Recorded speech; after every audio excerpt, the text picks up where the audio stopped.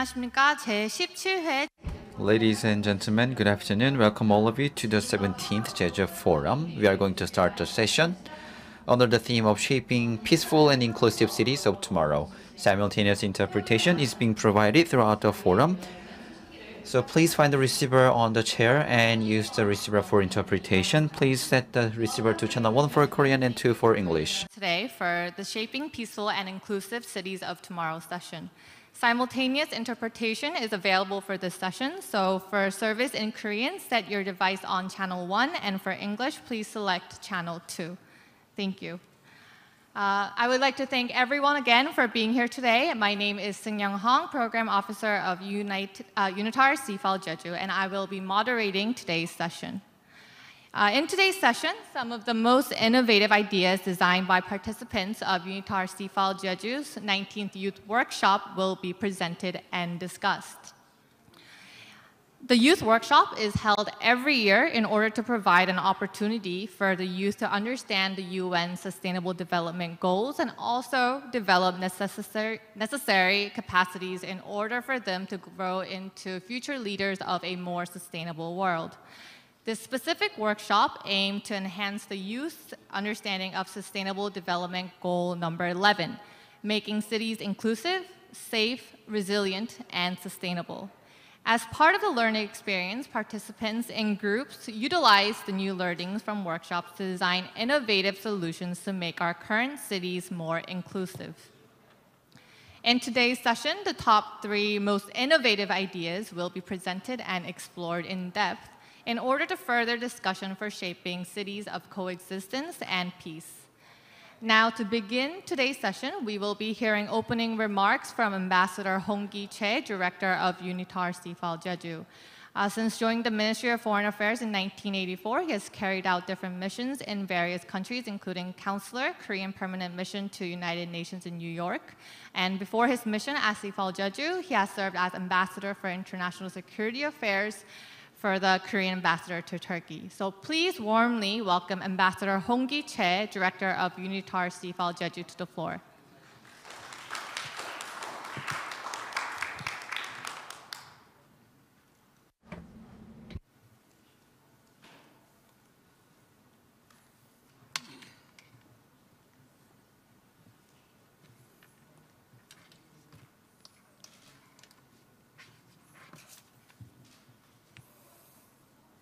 Ladies and gentlemen, good afternoon.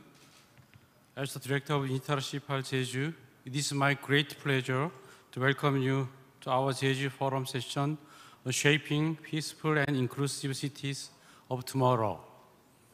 Urbanization has been one of the most significant driving forces of recent global development. However, to make sure that tomorrow's cities provide opportunities equal to all, it is essential to understand the concept of inclusive cities. In this context, we recently held our 19th Youth Workshop to provide a platform for the youth to discuss and share knowledge on the topic of shaping peaceful and inclusive cities.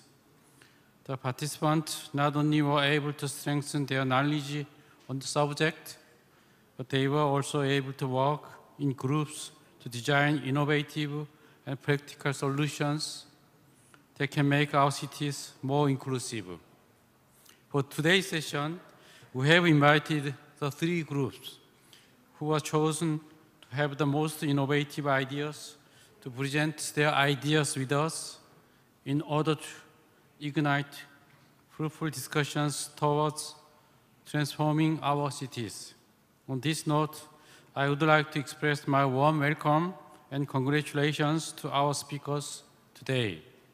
I am confident that the ideas shared today will help guide our cities towards a more sustainable future. Lastly, I hope that the knowledge and experiences you have gained in this journey with us will help you achieve your future goals in your studies and careers. I wish you the best of luck. Thank you. Thank you, Director Choi, for your kind and encouraging words. Now we will proceed to the presentations and discussions. We will hear a presentation from each group and then proceed to a Q&A session right after presentation. The first group will be Team Gwangju. Team Gwangju's presenters will be Seoyeon Lee and Heaven Selvan. And the discussants joining us will be Ian Pranita, Vani Malpin, and Wilfredo Ruin. The next presentation will be by Team Jeju. Team Jeju's presentation will be by Roberta Ramirez Ramos and Shireen Cristina Elmi Flores. And the discussants will be joined by Itgelux Artansuk and Suman Biswas and Jose Lopez. And last but not least, we'll have our last presentation from Team Jeju. The presenter will be Mr. Rabi Shankar Pandit, and the discussants joining us will be Diana Blaberkova, Jonghyun Park, John Carl Alongsage, and Alan Dharmawan. So we thank you again, the speakers, for joining us. And now I would like to give the floor to our first speaker. Our first presentation will be Group Gwangju. Seoyeon Lee from Yonsei University and Heaven Tamil Selvan from Korea University will be presenting their idea towards disability inclusion in cities. So we welcome you to the stage. The floor is yours. Please give them a round of applause.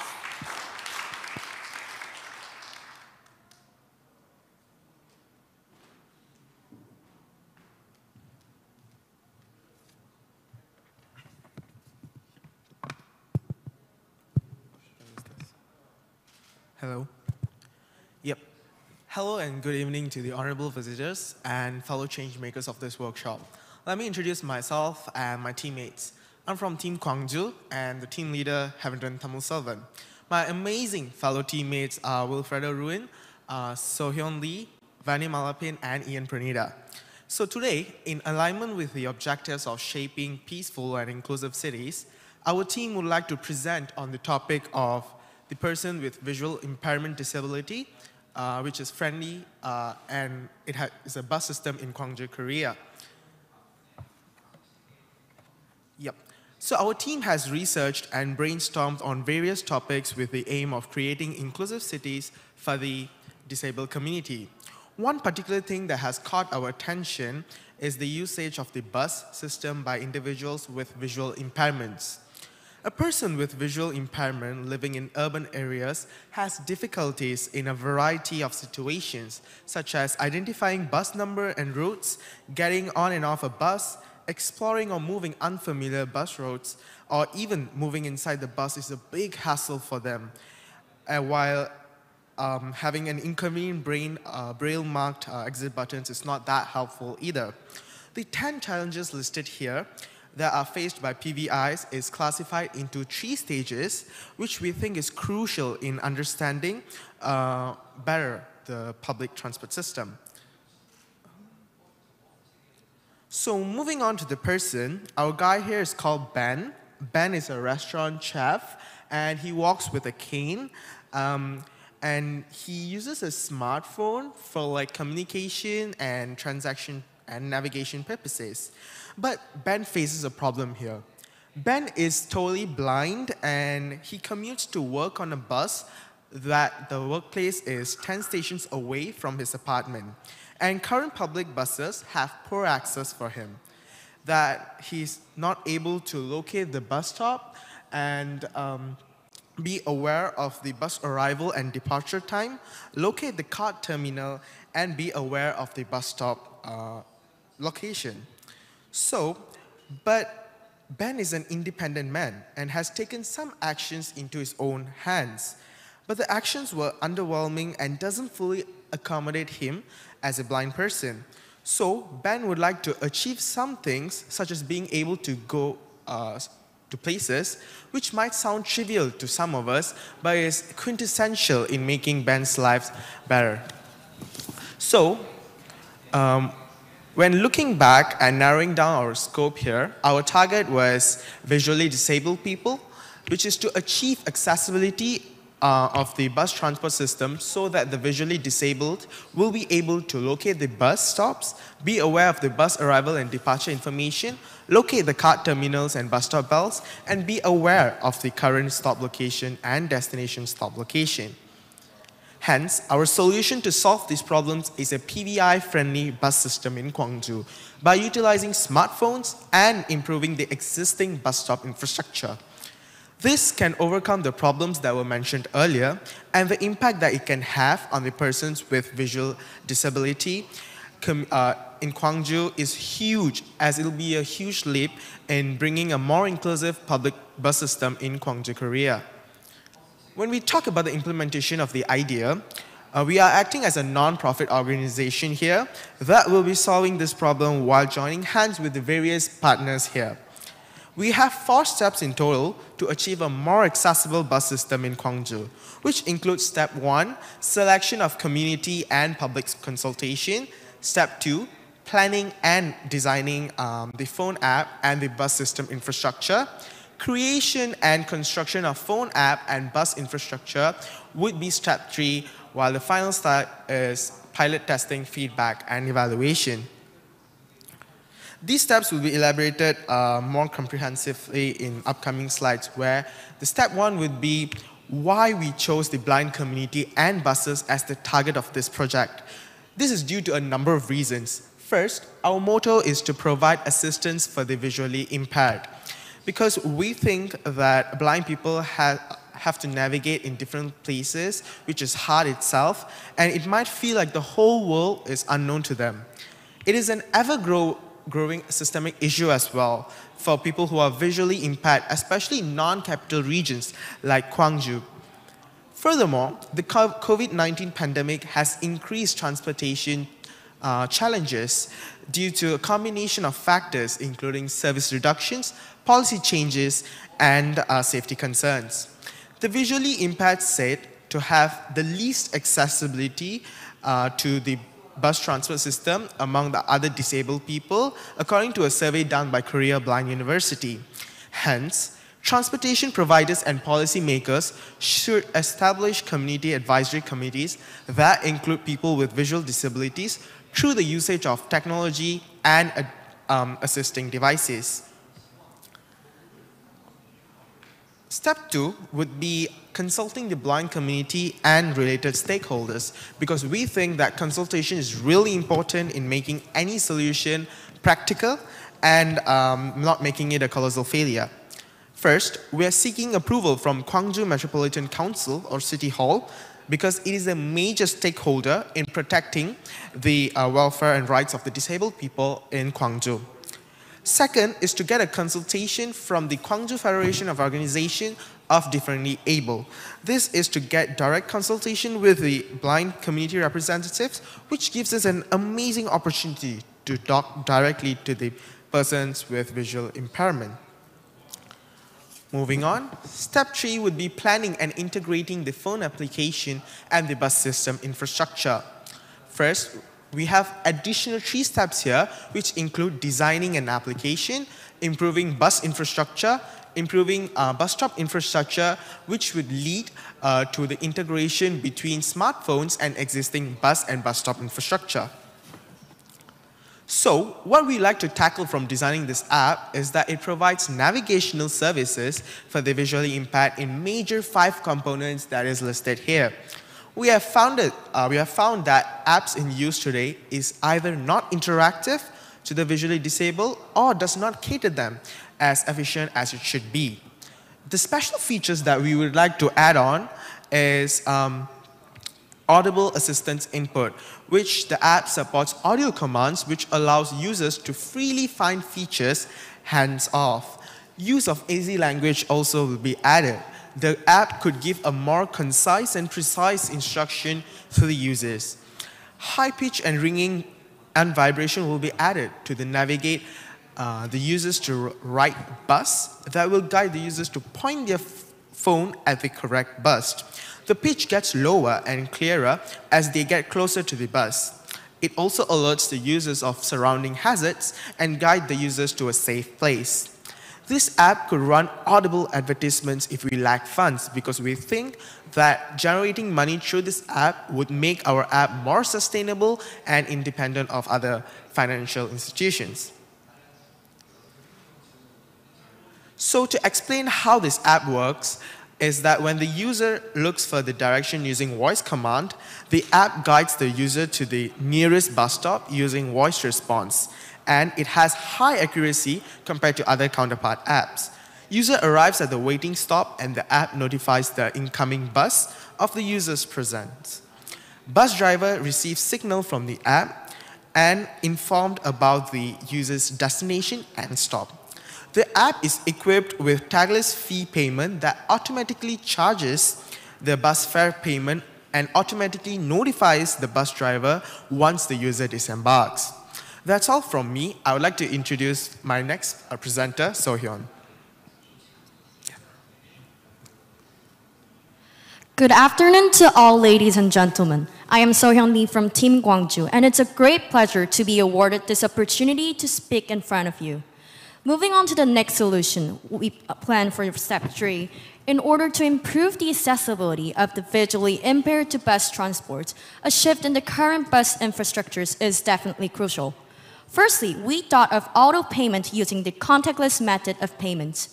Visually disabled people have problems finding the fare terminal in the bus, as the design and place of the bus fare terminals is not universal across buses. Hence, to combat this problem, integrating contactless payment into the bus and app is recommended. The principle is very simple. When the app is used by a visually impaired, the bus can recognize the app, and utilizing the technology such as RFID and NFC that many smartphones have, the app will automatically calculate the fare and deduct the money once the passenger gets on a bus. This makes it easier for people with special needs, as it eliminates the necessity for them to physically take out a card. Secondly, we can implement some improvements in the driver's role, which can be activated by 4 steps. First, the driver receives notification from the application that there is a disabled person in the bus. This is activated by the app used by visually impaired, and this directly notifies the driver on the bus once the individual has chosen the bus he or she wishes to drive in. This helps the driver know the situation of the blind individual and where he needs to drop him off. And this certainly eliminates the trouble of individuals in finding the drop-off bell. All of these leads to a wonderful effect. The visually disabled individuals do not have to find a group drop-off bell, and the app will notify them to be prepared for the drop-off once the destination gets nearer. Furthermore, this makes the bus driver be prepared to cater to them even before reaching the bus stop, and this indirectly decreases the waiting time, making buses more accessible. Moving on to the third solution, to successfully build a friendly environment for the visually disabled, we should set new active actions to make bus stops ever more safe, accessible, and friendly for the blind. Firstly, we should provide loud notifications in each bus stop for the visually impaired, which can be easily enabled with the use of the app. With the app's location tracking function, once the visually impaired user reaches a bus stop, it will automatically connect to the bus stop's notification system, making the sound of the notification louder. Secondly, we should actively assist the visually impaired users by installing braille signage and tactile walking surface indicators at every bus stop throughout Gwangju.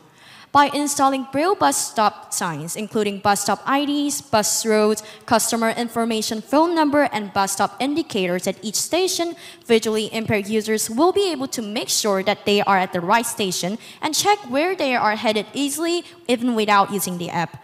These will surely enable the visually impaired people in the community to navigate our transit system more independently.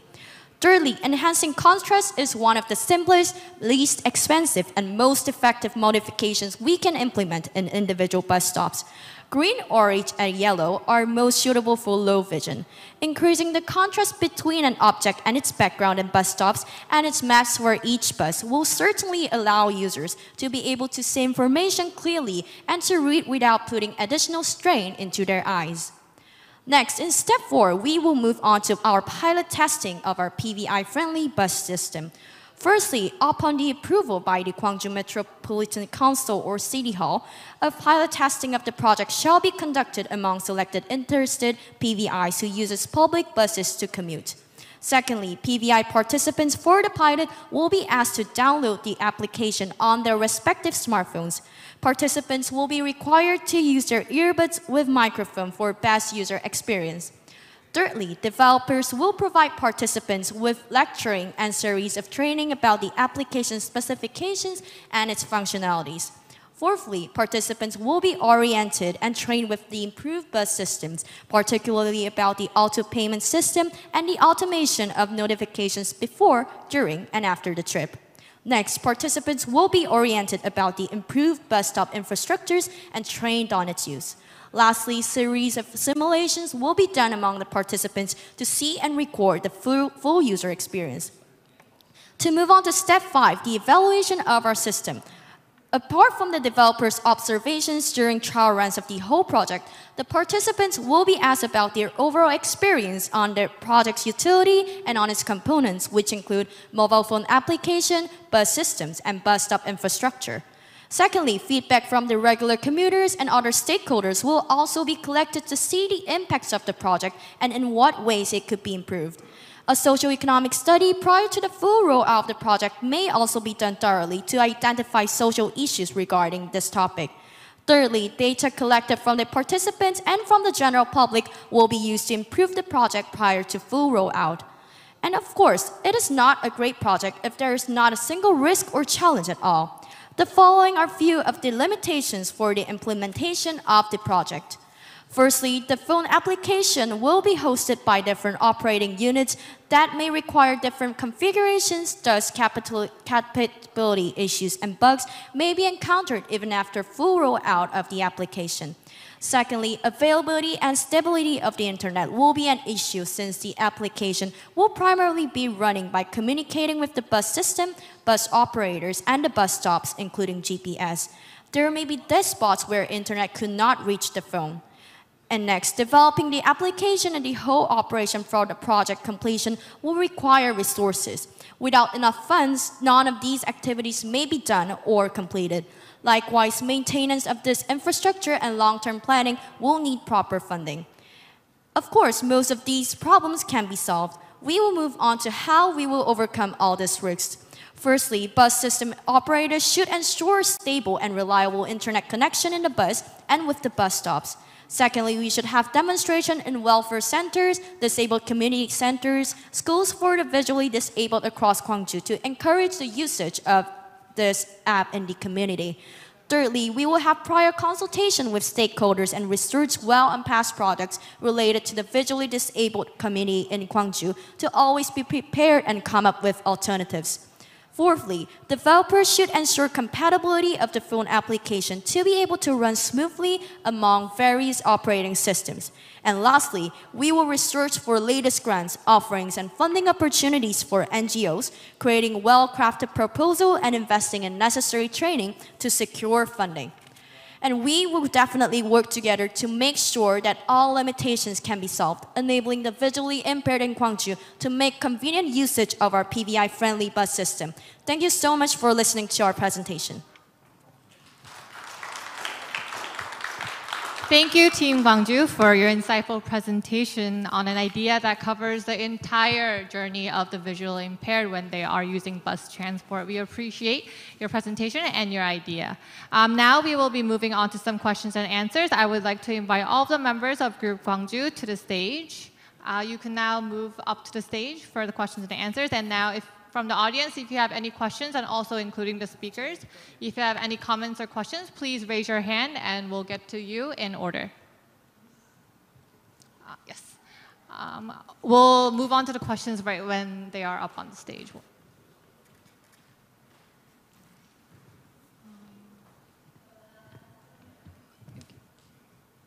Right.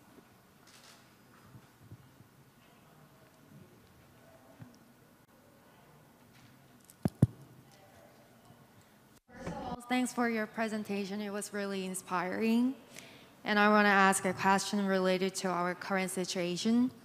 How has the COVID-19 pandemic affected the visually impaired and their accessibility? And how will your idea help, save such challenges?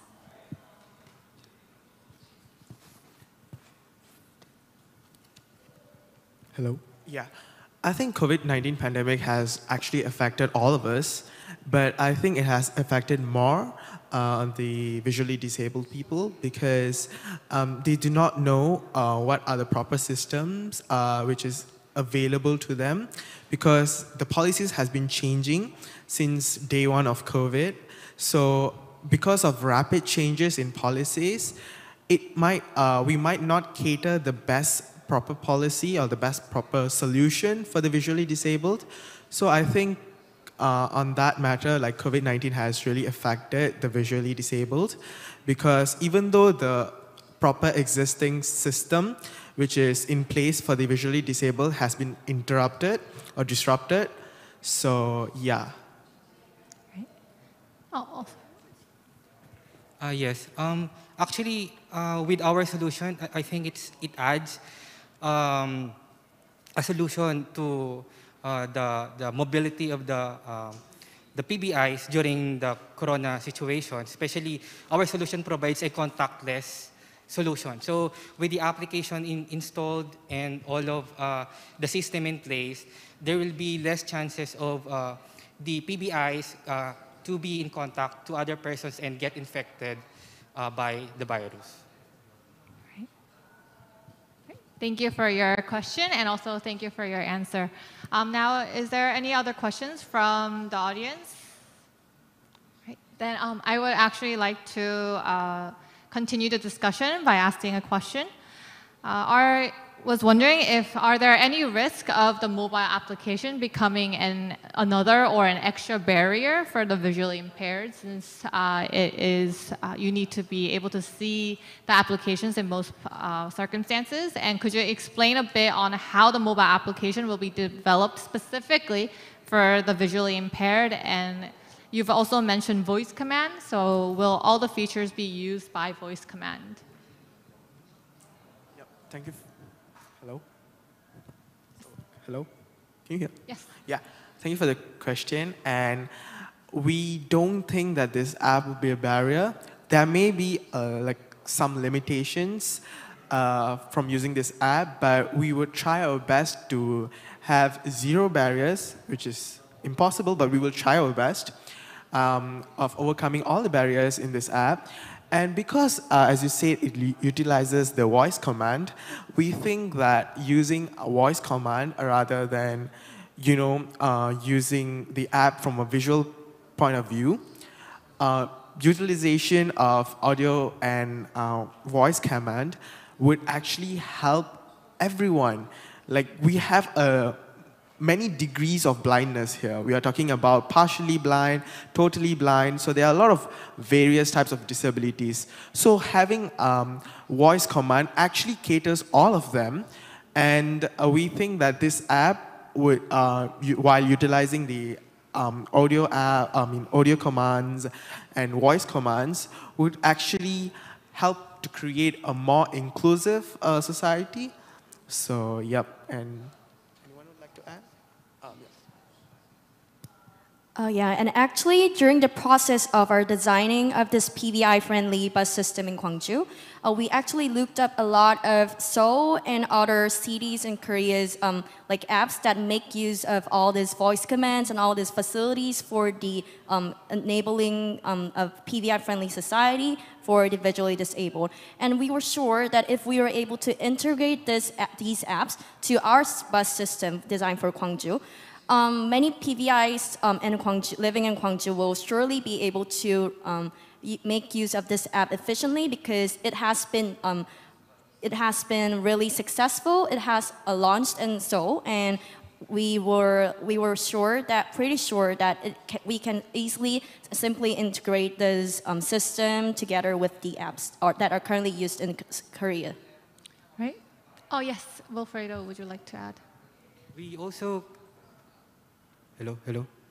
We also kind of understand that the use of the phone and the application is a challenge for the PBIs, but there is a study that says there is an increasing number of PBIs who now uses the smartphone. So this gives us a kind of opportunity to pursue this solution. Thank you for your answers. I think that your idea will be a sort of innovation for the visually impaired. So we thank you for your presentation and also your answers. I would like to ask the audience to give them a last round of applause. Thank you. You can now leave the stage. Now we will be moving on to our second presentation. The next two presentations will be about child-friendly cities. The second presentation will be by Group Seoul. Shireen Elmi from Ewha Women's University and Roberta Ramirez Ramos from Yonsei University will be presenting their ideas towards child-friendly cities. So their idea will be focusing on child-friendly bamboo parks. And now the floor is yours. Thank you. Well, good evening, everyone. My name is Shireen, and along with Roberta, we will be introducing to you our initiative on child-friendly bamboo parks. And although it is Roberta and I standing right now in this podium, this project could not have been done without the input of each one of our members. So, Osman, Josue, Itgel, thank you. And I think I can speak for our team when I say it's an honor to present our initiative in today's forum. This is our team members. Now, let me introduce you to Tomás Rodriguez, or Timmy for short. Our little Mexican kid, as any other kid his age, enjoys spending time with his friends. And as such, staying outside until late. Unfortunately, the current recreational areas in Timmy's neighborhood are, well, very old or simply lack general maintenance.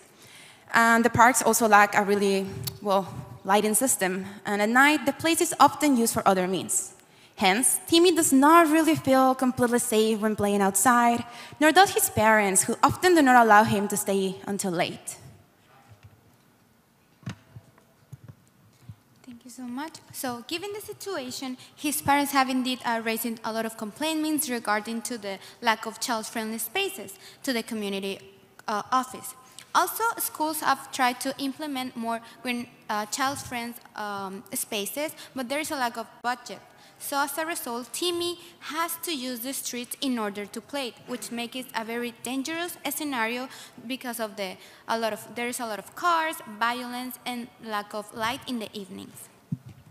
Well, in other words, Timmy does not really have a safe or, as a matter of fact, well, clean environment to play with his friends. Our goal is, to put it simple, to work as a community to provide a safe space for Timmy and his friends to play. Now, let's look a little bit more into where exactly Timmy comes from and why this is such an issue. But at the end of the day, an issue that we can actually solve. Okay, so most of you guys know Mexico is a country that still faces a lot of challenges, including income inequality, high levels of pollution, and last but not least, high crime rate among the population. Our main target was Mexico City because we realized that there is a lack of green spaces, access, and a lot of several studies it has been demonstrated to that.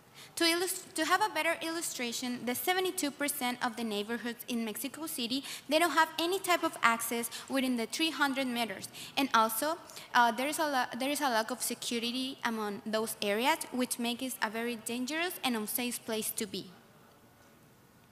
And why is this a problem?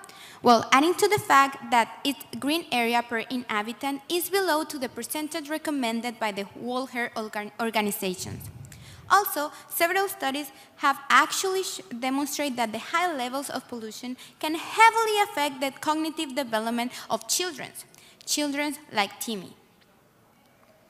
Also, it's important to recognize that Mexico is aware of its situation and also has tried to implement new ideas in order to create that change.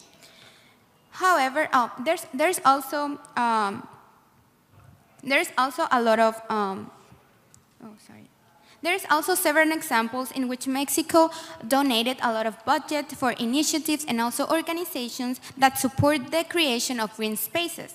However, Mexico still needs to work and create a better environment in order to be an eco-friendly country. Okay, so as we introduced earlier, our target are kids just like Timmy. Kids around like 6 to 12 years old. With the implementation of the bamboo parks, we want to provide a better place where children can live in a safe, happy, and sociable environment in order to solve the current communal space neglection. So how might we help? It's so easy. We just need to increase the better access to the green and also safe places in the community in Mexico. It's also fundamental, the implementation of more green spaces around the city, because it can benefit the children's physical, mental, and also social development. As a matter of fact, UNICEF has constantly demonstrated that having green spaces can provide more significant gains, such as more physical activities, better balance and motor coordinations, and also increase the mental health and well-being. And last but not least, reduce stress and depression. I want to ask you a question, all of you. What can you see here? I know, it's a very simple question, right, and easy. We can see a park that has an open space suitable for practicing any kind of sports, or just spending time with your family, or even though just take your dog for a walk. It's a park with a truly welcoming and familiar space that fulfills multiple functions for the benefit of its community. But let me show you first how the park used to be. That beautiful and open space suitable for any kind of activity used to be an abandoned and unable piece of land. After the renovation, it has become a community place where not only children can go there and play, but also elder people can go there and just take a walk and enjoy the fresh air. Now the most important part. Something that characterizes our team is that we want to implement a playground for the kids that is made with the bamboo material. And I know all of you guys are thinking, why this group choose a bamboo as the best material? Let me tell you something. We all know that green spaces need a good air quality. And as I mentioned before, Mexico is a country that still faces a lot of high levels of pollution, which is very bad for the children's health, since it can contribute to the respiratory diseases. So we choose bamboo as the best material because bamboo is non-polluting, and also it produces more than 35% oxygen than the tree. And also, I'm not saying this. Several studies have demonstrated that bamboo can absorb up to 12 tons of carbon dioxide per year, giving this plant a potentially crucial role in stabilizing our planet atmosphere.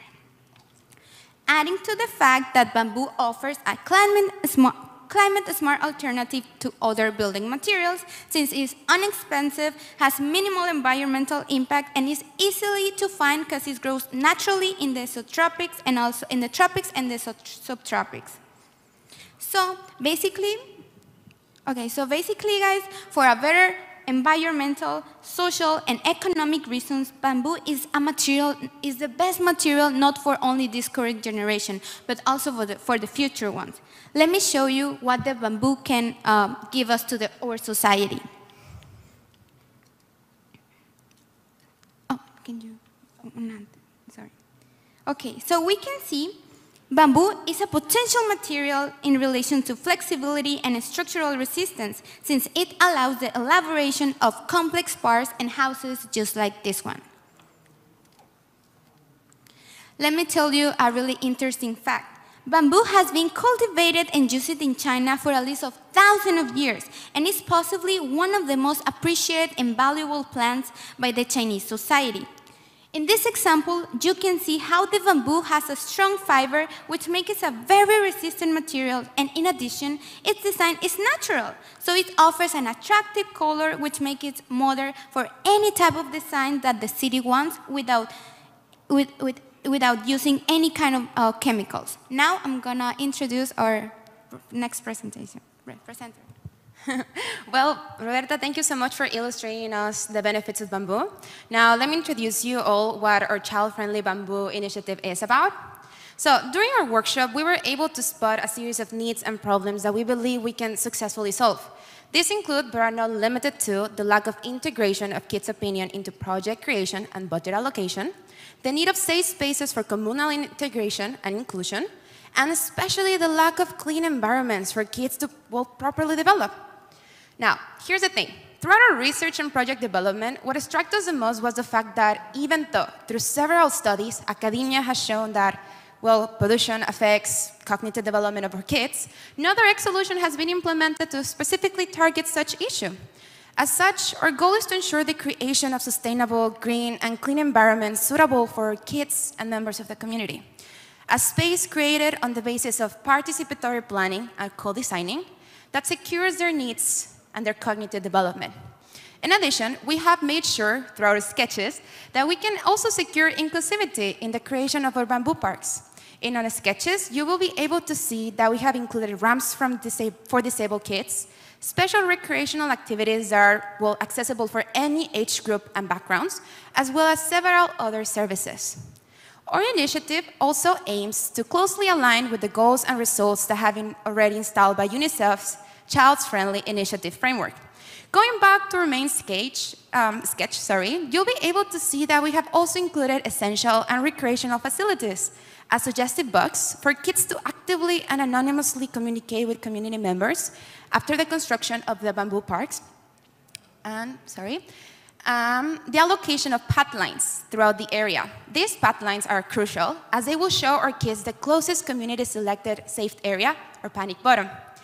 In terms of the implementation of the idea, we aim to act as members of the community. To be more specific, members of grassroots, while still involving other actors such as the civil society, volunteers, media, business sector, academia, family, neighborhoods, and most important, the local government. For our timeline, we have thought about 5 different essential stages. First of all, throughout the first stage, we aim to assess the current situation and to collect data, because without data, we cannot really do anything. This will be done mainly in the form of workshops. During this stage, also what we call the suggestion boxes that I previously mentioned, will be set in a school and further explained during the workshops itself. The same will work as a safe method of communication between the kids and community officials. The suggestion boxes will also be available in the park later on for further assessments. These are some examples of activities that will take place during the workshop. Such will be held as a school activity. Depending on the age group, different methods of data collections will be established. This is also to secure the integration of youth as part of the participatory planning. Now, in the second stage, we will especially aim to guarantee child and youth participation throughout the project implementation. In order to do so, ideas taken from the workshop and from the suggestion boxes will be used to model our desired parks. Also, through this stage, what we call the walking shifts will be explained and planned along with volunteer members of the community. This includes, but is not limited to, teachers, parents, among others. The main idea of the walking shifts, as the name suggests, is to take shifts and monitor the area in order to achieve a higher level of perceived safety, as well as to reduce the risk of vandalism. Yet again, let's consider the background, Mexico City. Well, during the third stage, a series of roundtables and meetings with local governments and citizens will be carried out in order to define action plans and to choose the right place in the neighborhood where the green area should be located. This stage also includes securing the funding, which will often come from already set local level budgets. Now, during the fourth stage, the implementation stage, as the name shows, we will be focusing on actually developing and constructing the bamboo playground in the selected community established safe ground. During this stage, we will also initiate the walking shifts in order to understand the area a little bit better, select the times, and a path that can actually achieve a higher level of perceived safety. Finally, during our last stage, as one of our main goals is to set our initiative as a model for other neighboring districts, we will conduct a series of studies and surveys on how security has changed in Timi's neighborhood and evaluate every 6 months the necessary changes that have to be implemented. And now, as for any project, certain limitations should be anticipated. Regarding the risks we expect to face, we have divided them into 3 special categories. Starting from the architectural side, we believe there might be few experts actually capable of identifying possible decay, damage in the pieces of bamboo, and thus the structure, which could lead to unexpected hazards. As such, and as bamboo is a delicate material, in order to prevent damage, we will secure constant professional and communal maintenance, while also stating rules to secure the proper use of the facilities. In terms of the construction, there's also the possibility of fault or negligence in the work process, which can act as a threat for the acceptance of the project.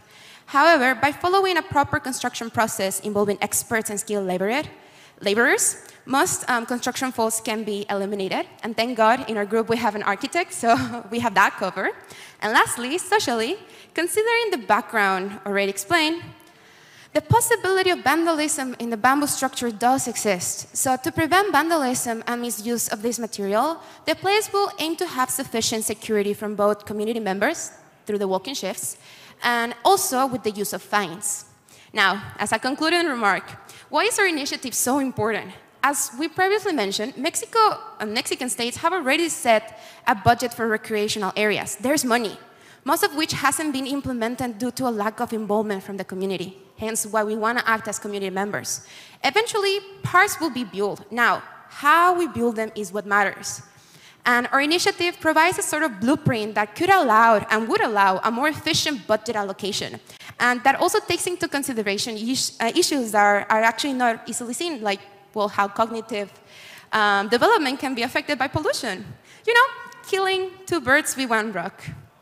And well, that's everything from us. Thank you. And these are our references in case you want to consult them. Right. Thank you, Group Seoul, for your presentation. Now we'll have some time for questions and answers, so I would like to invite all the members of Group Seoul to the stage. And while they are coming up to the stage, I would like to thank Group Seoul again for your presentation. I think the presentation made it clear that your child-friendly bamboo parks not only helps the mental and physical growth of the current children in New Mexico, but also by using bamboo, you are taking in consideration of the next generation. So we thank you for your inspiring idea. Now we will move on to the questions. So if there are any questions from the audience, please raise your hand and we'll get to the questions in order. Are there any? Yes, Jung-in?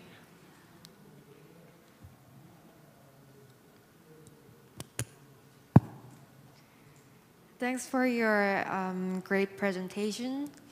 The necessity of green spaces for children was mentioned. I just stated that pollution can affect the cognitive development of children. I would like to ask, since your plan is to build a playground, what are some benefits of having a playground for children in New Mexico?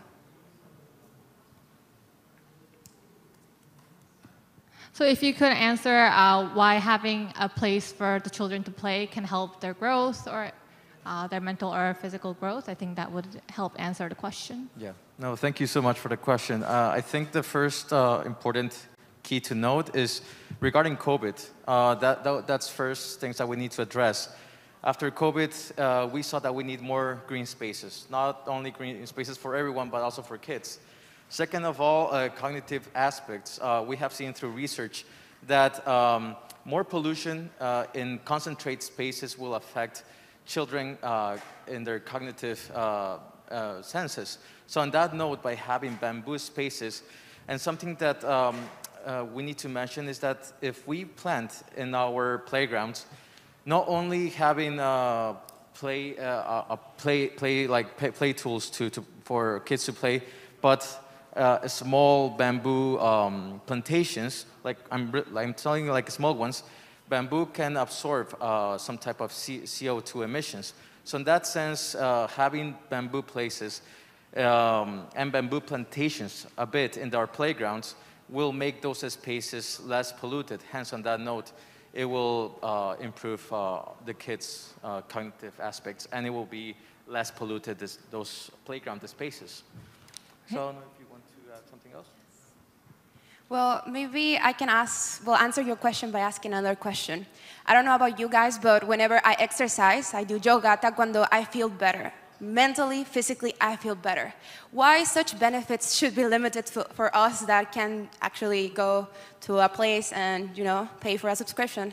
If we can give those same benefits to our kids, to our community, and to our next generation, then why not do so? Our kids, and it has been shown through several studies as we presented previously, it was mentioned by Roberta, we can see that by putting playgrounds for kids, we can increase their motor coordination, we can improve their balance, mental health and well-being, reduce stress and depression. And I don't know if you guys are aware of this, but depression is one of the most important mental health issues that are right now affecting our generation. So if there is any step that we can take to prevent it or reduce it, then I think we should take it. Thank you. Right. Is there anything you'd like to add? Okay. So thank you for your question, and also thank you for your answer. Are there any more questions from the crowd? Oh, yes.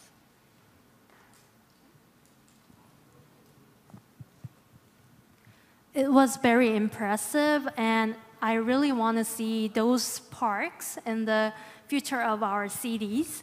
I think it applies to all the city development issue. Actually, park is very nice and very helpful for our healthier life. But the problem is, how can we make the land possible to create something? So if there is any ideas that we may make people to choose greener spaces over the buildings, which can actually create economic profits.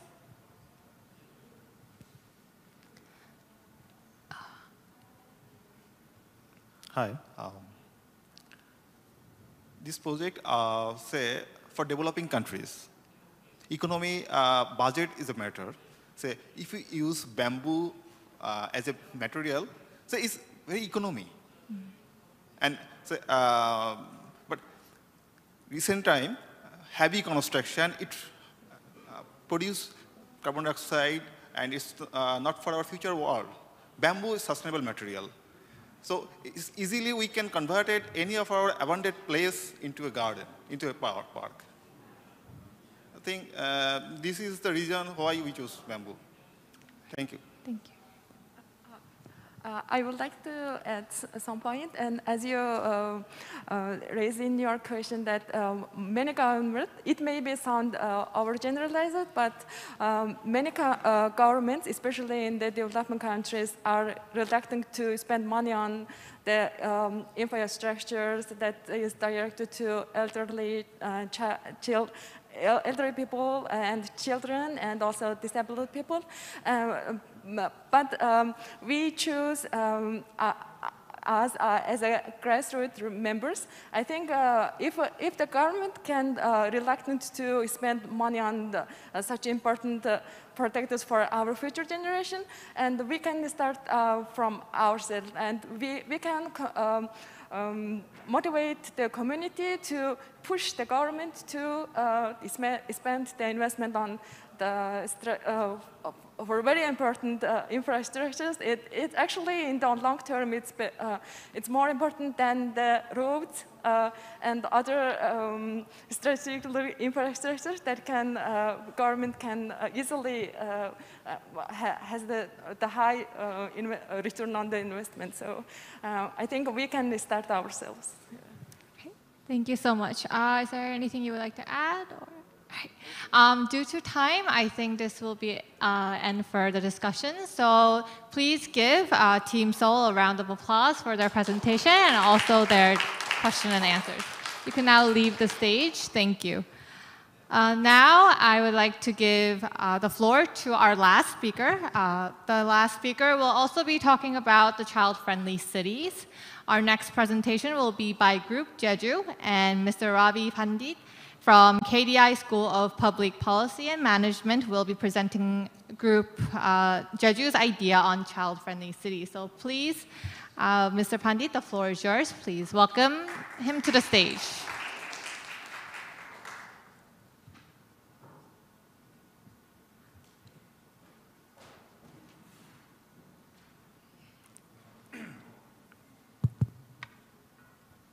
Hello. Wow. Very loud. So good afternoon, everybody. First of all, on behalf of Team Jeju, I would like to sincerely thank CIFAL and UNITAR for organizing this workshop, which is primarily the reason of why we all have ended up here. And then lastly, I would also like to thank the Jeju Forum for making me look pretty on stage.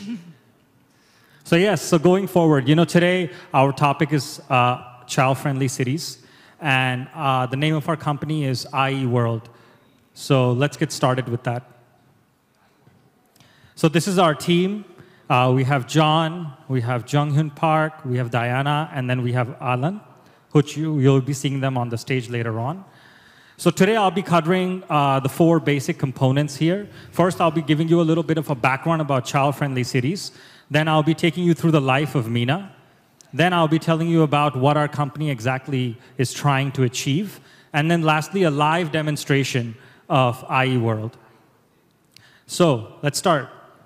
First of all, did you know that of the 4 billion people living in urban areas today, a third of them are children? Amazing, right? And also, it's estimated that by the year 2050, almost 70% of the people living in these areas will be children. That's truly astounding, 70%. It's no wonder that in 1989, the UN Convention noted this point and came out with the UN Convention for the Rights of the Child. This introduced non-discrimination, basic interest of the child, inherent rights, and respect. With that said, we also have already heard and seen this wagon wheel too many times. I call it the wagon wheel of life, leaving no one behind. And Goal 11 stresses about specifically calls for making cities safe, resilient, and sustainable. Then we come to our topic for today, children. Why children? I mean, they're noisy, they're undisciplined, we can't control them. Why think so much about children? But in order for me to answer that question, let's just look at the facts. Korea, what problem is Korea facing today? Probably many, but the one which comes to mind is the lowest birth rate in the world. If you fail to ignore the future generation of tomorrow, well, one thing is that you won't be seeing this wagon wheel anymore because there won't be any people on this earth. That's not what we want. At the same time, children are the only group in the society where they impact more strongly than any other group in the society, right? And at the same time, we've constantly heard of children's voices not being heard. Then, in 1996, Child Friendly Cities Initiative, UNICEF and UN Habitat came with an initiative to address the voices, needs, priorities, and rights of the child as an integral part of not only public policies, but programs and decisions in the city, town, and community. Now, this is Meena, and these are her friends. Let me tell you a little story about Meena. Did you know Meena, she just turned 10 yesterday. It was her birthday. And now she feels independent. She feels like a grown-up. She no longer wants to have her parents drive her to the school. She loves cycling. She wants to cycle to the school with her friends. But unfortunately, there's heavy traffic. She's scared. She doesn't know what to do because if she tells her parents are just going to say, hey, you know what? We'll take you to school. She does not want that. She wants to address her issues, but she doesn't know where. She wants to go to the city hall, but it's too far. And she's a child. She thinks, who's going to listen to her? Well, lucky for her, we've just come. IE World, specifically targeted for children to trying to embrace a child-friendly cities. And what we would like is to address their needs and concern so we can envisage a child-friendly city and imbibe a culture of action for our future leaders. What are we? We are a mobile application, which you can find both on your Android as well as your iOS app stores. And why we have gone with a technology-driven strategy, it's because we know that technology, it enables a wider network. We are a nonprofit organization, and we would like to create thought leaders at the youngest age possible. Why adults? Let's start with children first. Moving forward, we see this as a consequence of 4 different steps. First is to work on our app development and launch. Secondly, set an MOU with the local governments. Third, work on partnerships and collaboration to ensure that our project is hit on the floor. And lastly, that's going to lead us to involve, resolve, solve, which is the motto, and I'll be explaining that in detail later on. Let's move to the first point, mobile app development and launch. This is a child-friendly city. So that means that our primary actors of this app should be children. And that's why our first action point focuses on making the application by involving children. We're hoping to have at least 2 surveys with an average participation of about 200 children each. Then we would like to have 3 focus group interviews of different age categories with an average of about 20 participants each. Now, the goal of having these activities, it's not to find out whether I should be using Python or Java to code our application. It's to find out from a children's perspective of what is it that you like? What are the colors that you want? What are the themes that you want? What is it that you want to be addressing? Moving forward, and probably this is also a very imperative part to our application, it's the MOU with local governments. But you know what? Many local governments already have a lot of MOUs. So what should be different with our application? Well, we would like to perform an MOU with the local government and make this MOU to be very interactive. We would like the government to only execute monthly meetings with the children, to address all the issues that children are having, to actually carrying out this process of thought leaders.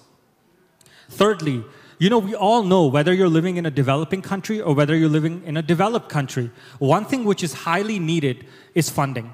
And that's why, with our expertise in our team, we would like to also provide that platform, kind of that bridge between the public and private sector by also ensuring partnerships and collaborations.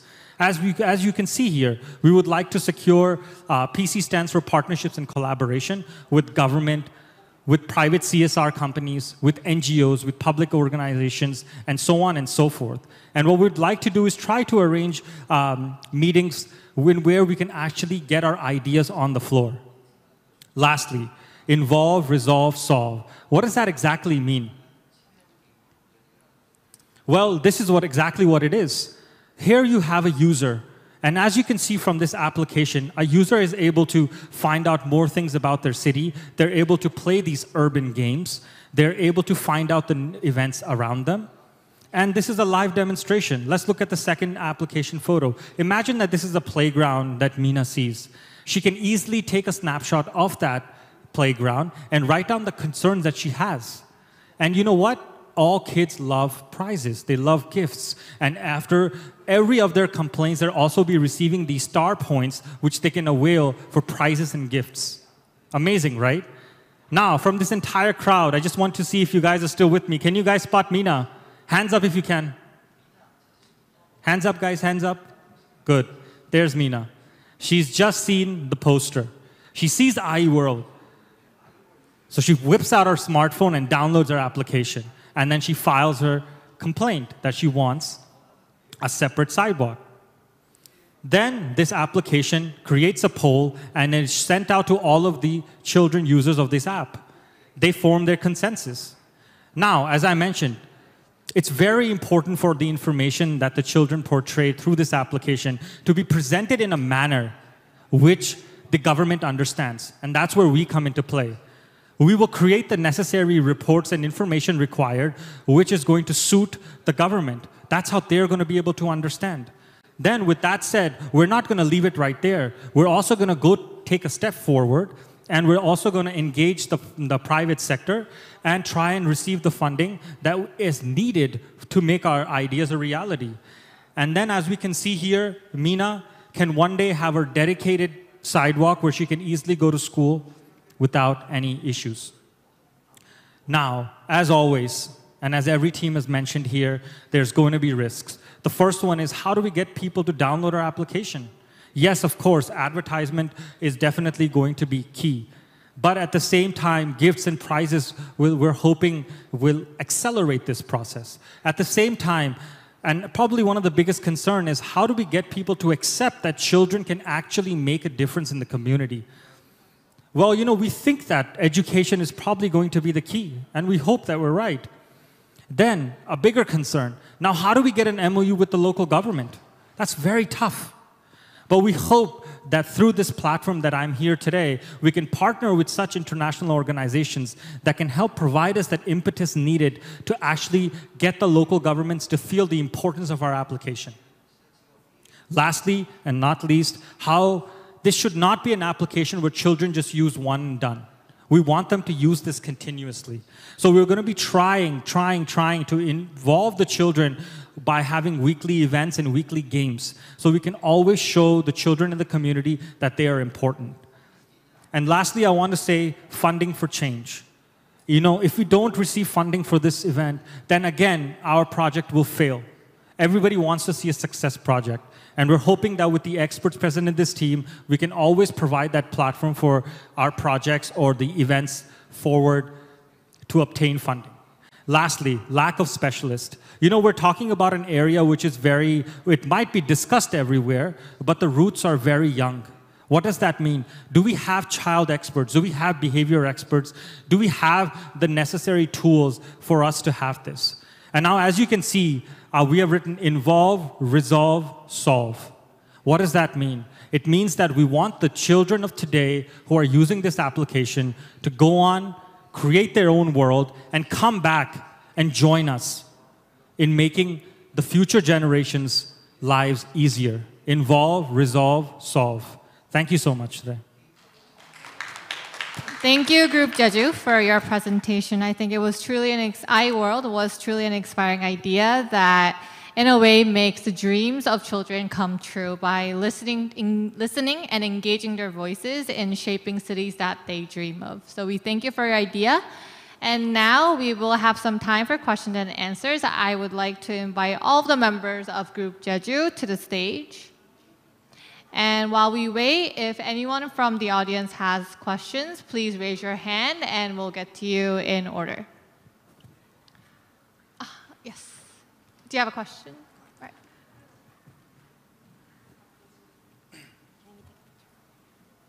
Okay. Well, first of all, thank you guys for such an amazing presentation. It was very nice. And I do agree that children can make a change. I completely agree on that. However, there's still a lot of hesitation among parents on giving kids a phone, especially in such a young age, as there are too many risks and, like child predators online. So is there any way to, persuade parents to allow kids to actually have a phone that will allow them to download the app in the first place? Sorry, can you repeat the last part? Yes, so is there any, I don't know, maybe marketing tool or any persuasion strategy for parents specifically to allow them or persuade them to give kids a phone? Because we're talking about children at the end of the day, right? And it's their parents who have to buy the phone. So any special strategy? Should I go first? Well, okay, I'll go first. So, currently in South Korea, where we were actually beginning to start this, I think the numbers currently are that there is a 96% penetration rate in mobile phones or on the mobile market. That means that, for a place like Korea, this actually wouldn't be too much of an issue because already every kid has a phone. But I understand your question. So just to take that one level forward, how would you actually convince parents to get their? First of all, I think a parent would not get their child a phone just for this application. So I think there's a wider context of why a parent would want their children to have a phone, and I think obviously the primary reasons are stated. But as you asked this question directly related with our application, I think the answer is success stories. Only when you can show the parents that, hey, look at all of these success stories. And in one of our references, we've mentioned a story about Japan. And in Japan, because of an earthquake, 4 schools broke down.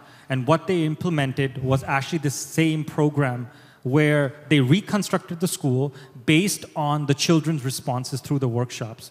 So sorry, I think I took a long time to answer that, but I think every point was very important. So I think only success stories can change someone's minds. Yeah. So I'm not sure if we mentioned, but one of the way of marketing our app is through schools directly. So they're gonna promote this app to their students. And if, let's say, a parent has concern about the app that is promoted, they can consult with their teacher, and teacher can explain all the benefits of the children having this app. So since we're collaborating with local government, we can explain to them that it's for them, it's a way for them to nurture their leadership skills in a young age. So I think if the parents listen to this kind of reasons, they'll be more likely to support children in their beginnings. Thank you. Right. Thank you for your answer. And now, if there are any other questions from the audience, if you could raise your hand. Yes. This is more like an addition to the response of the group. If I were you, I would want to sell the idea and the solution to that segment of the children where they are more at that age where when they are responsible enough to handle, to use the phone. Because if I were the parent, I would not risk giving my child, my kid, a phone at a very young age, because the risk of having a phone and using the internet opens a lot of things. So that is a risk you need to think of. And if I were you, just as I've said, you could kind of sell the idea to that segment of the kids where at that age where when they are more responsible, the recommended age is like 12 to 16 years old.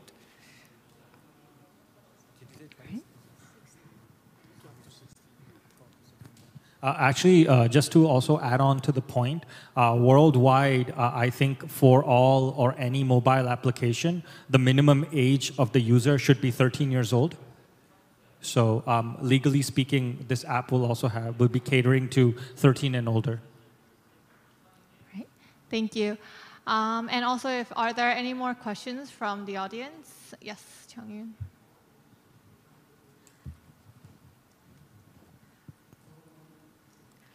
Thanks for sharing your ideas towards inclusive cities, especially child-friendly cities. The benefit from the children's or the parents seems quite clear, and I truly believe that it is a great way to create cities that are truly for children. Can you give us some more details for persuading the local government? What are some benefits for the governments as they'll continuously have to embark on new projects and utilize resources? I think one way is to let the government know that actually we feel that a lot of projects that are happening everywhere, they are not viewed from the perspective of the recipients themselves. So like we feel like nobody knows what children need better than children themselves. So that's why we would like to provide a platform for them to voice their opinion. And I believe that by giving the government officials this understanding, they would also support our idea and to be the part of the change to get involved in this movement. And we also believe that by adopting this program, the government can also show like how they appreciate the voice of the citizens, whether they are kids, whether they are students, whether they are adults, whether they are elders. And it will be a good publication for the government as well. And yeah. And also just to add on Alan's points, as you mentioned, why would the local government want to collaborate? Well, the first reason, as I mentioned in one of the points in the presentation, is the fact that through these type of mediums, like this conference here today, when we partner with international organizations like United Nations, right? I think that provides a motive for them to kind of accelerate their thinking. Like for example, before only Singapore used to talk about smart city. Now the entire world is talking about smart city. So I feel that that to some extent, it's like a domino effect. And right now, this is an issue that if you don't address, every country in the world is having a dip in its population. So I think that the local government would be more than happy to collaborate with such a program like this. And then secondly, in terms of the incentives, we all know that, that there's a lot of economic benefits of having an active citizen. So I think the point that we're trying to address here is that why is it that only after 18 I can make a difference? Why can I not make a difference, let's say at 15, 14, 13? So at this point of time, of course, I cannot show you a number per se and say, but the math suggests that, at least on one active citizen, so on your 60 years till you retire, you add approximately a few $1 million to the economy. Now, impact that with so many children who are going to be involved in this process. You are creating people we're always going to come up with innovative solutions. So yes, it's going to be a long-term ripple effect, but it needs to start early rather than late. Thank you so much. Thank you for the question and also thank you for the answer. Group Jeju, we thank you for sharing your idea, your presentation, and I hope that the audience will also give them a round of applause. Thank you. You can now leave the stage. You can now leave the stage. Right. Thank you, everybody. This concludes our session on shaping peaceful and inclusive cities of tomorrow. Urbanization has the potential to create opportunities for a better life, provide a pathway out of poverty, and also act as an engine of economic growth. But while urbanization seems to be moving the global economy forward, rising inequality and exclusion within the cities can derail development progresses. So to make sure that tomorrow's cities provide opportunities and better living conditions for all, it is essential to understand the concept of inclusive cities and also shape them to attain long-term sustainability. So I thank everyone for being here today and to share your ideas, and I hope this is the beginning of your conversation and not the end. So we thank you. Thank you, everyone.